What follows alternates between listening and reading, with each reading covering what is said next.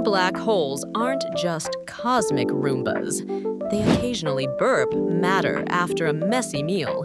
Jets and winds can recycle chunks of the feast back into the galaxy, seeding star formation like chaotic gardeners.